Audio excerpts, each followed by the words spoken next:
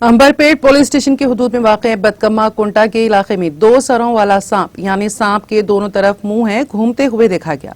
मुकामी अवाम ने इस सांप को पकड़कर अंबरपेट पुलिस के हवाले कर दिया। इस मौके पर एसआई लिंगम ने बताया कि मुकामी लोगों ने 2 सरों वाले सांप को पकड़कर उनके हवाले करते हुए कहा कि इस सांप को जंगलात के हुक्काम के हवाले किया जाएगा।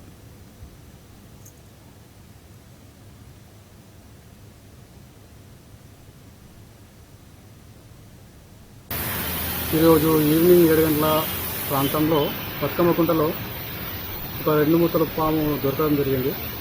అక్కడ ఉన్న మహిళలు అడగడం వల్ల అక్కడ ఉన్న యువకులు ఈ పామును పట్టుకొని మనకి ఇంటిమేట్ చేయడం జరిగింది.